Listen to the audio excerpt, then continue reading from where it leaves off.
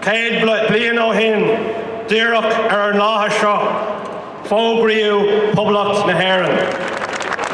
Poblacht na hÉireann. Ara agus bhaná na hÉireann. In anam day agus glúnta na marmh ó na bhain si a cheann tradiisiún mar náisiún. Tá éire trína ag garam a chluine chuna bhreataí agus ag búla buile ar suna saoirse. Tar éis de agar agus éileúnta chuir a chuid fearr trí na heagraíocht rún do raibh lóideach. Bráthach poblacht na hÉireann. Go dtí go jocaí anúin den neartár aram, réaltas náisiúnta buan a bunú, a dhéanamh ag ionadaíocht do bhuiintear uilig na hÉireann, agus a hófar le bótaí a chuid fearr agus ban uilig. This morning we remember the day. We reaffirm the pledge of the proclamation. We honour the men and women who defended the Republic. The Green Flag of Ireland, Molly O'Reilly.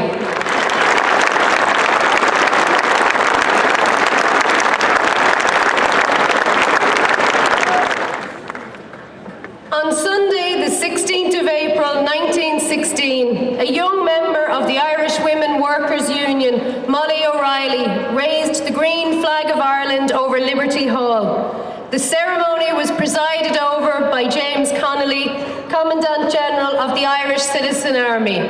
Connolly said, "On that day, the Irish Citizen Army hoisted and unfurled the Green Flag of Ireland, emblazoned with the harp without the crown, as the sacred emblem of Ireland's unconquered soul." The tricolour, Thomas Clark.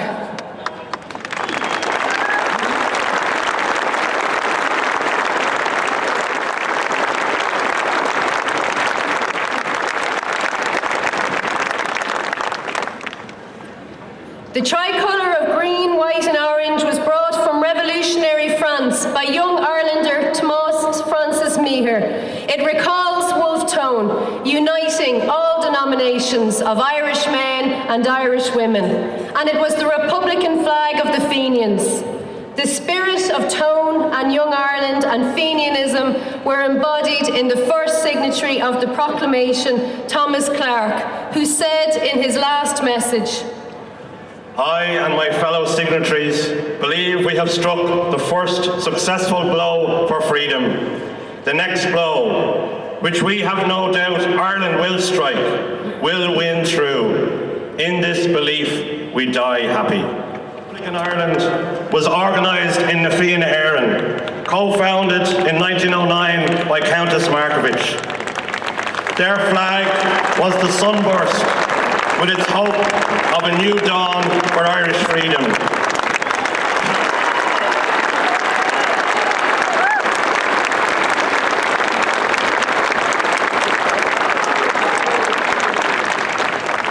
Founded in 1914, Cumann organised the women of Ireland in the cause of freedom. Margaret Skinner of Glasgow and Monaghan was one of the bravest. The flag of Ulster.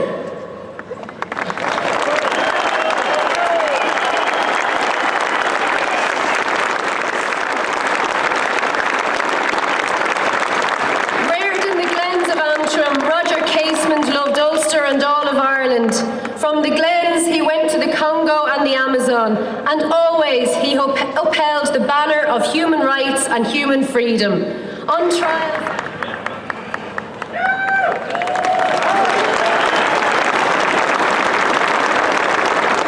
From County Leitrim came Sean McDermott. From County Galway came Eamon Ceant.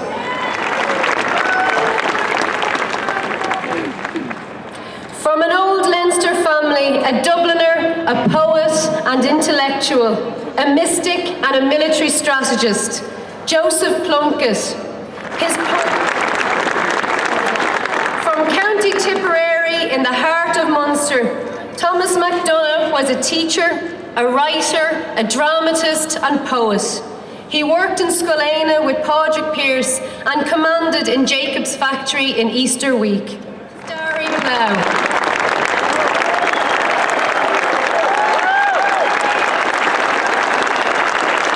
The Starry Plough was the flag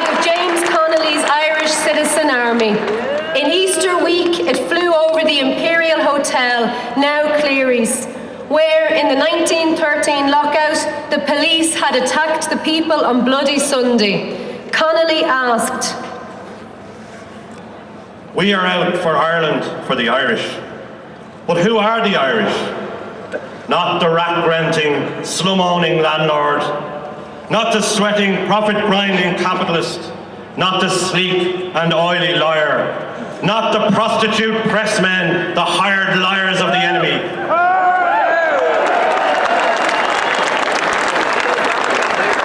Not these, but the Irish working class, the only secure foundation on which a free nation can be reared."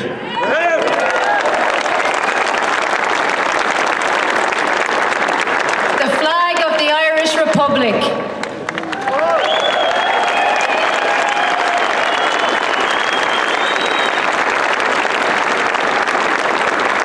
The banner of the Irish Republic was first flown here on this day a century ago. The President of the Provisional Government of the Republic was P.H. Pearse. Inadán, Misha Éire, léir ag an Pearseach nóra na hÉireann, agus I faoi smacht ag an bhratún.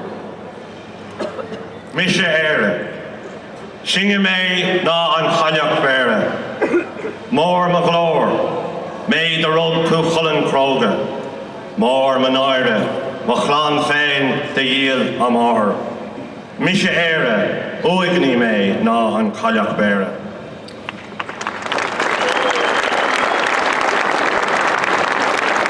But Pearse said that Easter week wiped out the shame of slavery. We have lived to see an Irish Republic proclaimed. May we live to establish it firmly, and may our children and our children's children enjoy the happiness and prosperity which freedom will bring.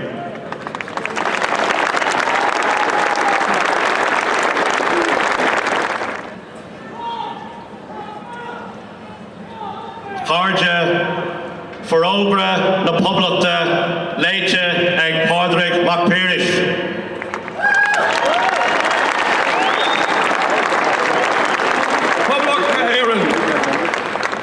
The Provisional Government of the Irish Republic, to the people of Ireland. Irish men and Irish women, in the name of God and of the dead generations from which she receives her old tradition of nationhood, Ireland, through us, summons her children to her flag and strikes for her freedom. Standing on that fundamental right, and again asserting it in arms in the face of the world, we hereby proclaim the Irish Republic as a sovereign, independent state. And we pledge our lives, and the lives of our comrades in arms, to the cause of its freedom, of its welfare, and of its exaltation among the nations. The Irish Republic is entitled to, and hereby claims the allegiance of every Irish man and Irish woman. The Republic guarantees religious and civil liberty. Signed on behalf of the Provisional Government, Thomas J. Clarke, Sean McDermott, Thomas McDonncha, P.H. Pearse, Eamon Kant, James Connolly, Joseph Plunkett.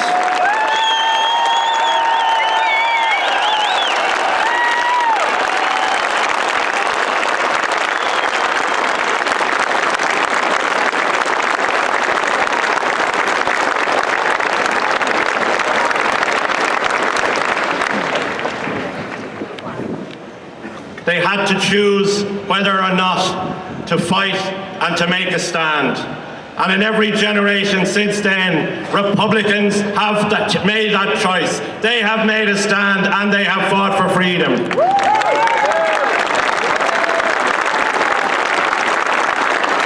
And we have had among us many leaders who have led us as comrades in the struggle, and none more so than our main speaker today. Please welcome Martin McGuinness.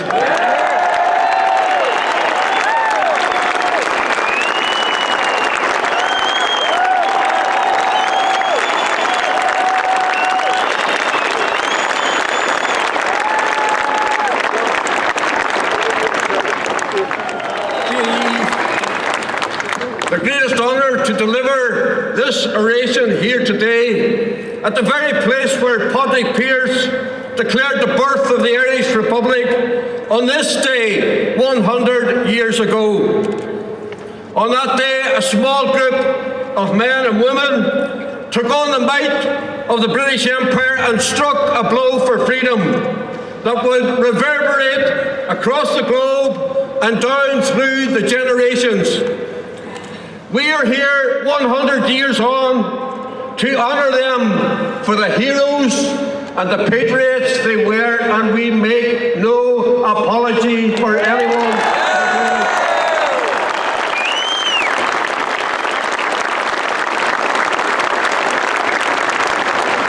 Each and every one of the women and men who mobilised that Easter Monday knew what their likely fate would be.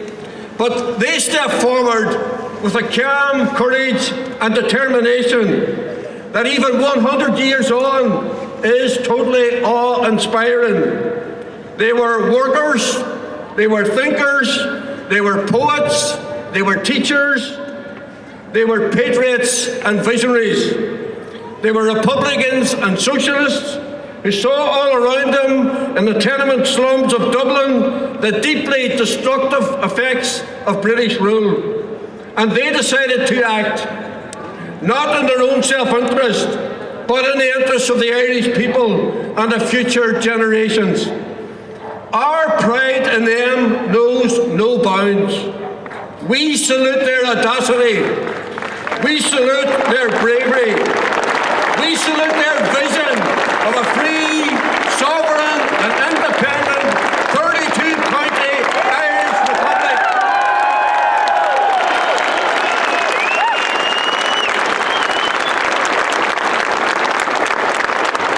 Their mission statement was the proclamation, read for the first time at this very spot.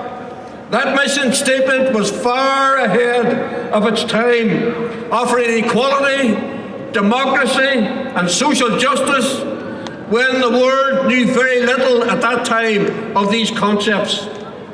The Republic that they declared that day is still to be fully realised. The completion of the struggle, which began in this spot 100 years ago, remains the most urgent work facing this generation of Irish Republican activists.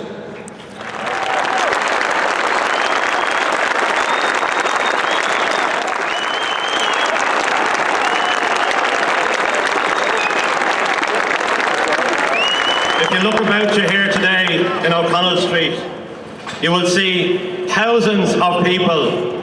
This turnout today is way beyond our expectations. Thousands of people have turned up today to hear the proclamation and to hear us rededicate ourselves to the Irish Republic. And if you think about it, the men and women who went out in Easter week, they were only a fraction of the numbers of people standing here today.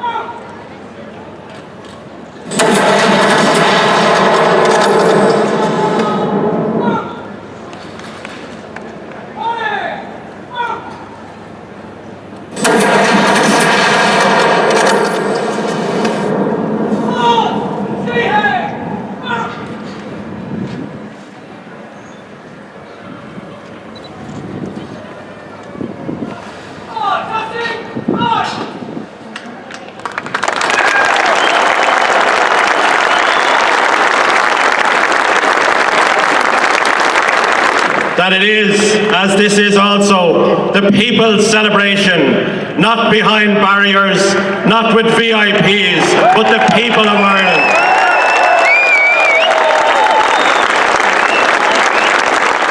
May die, but the Republic of 1916 will never die.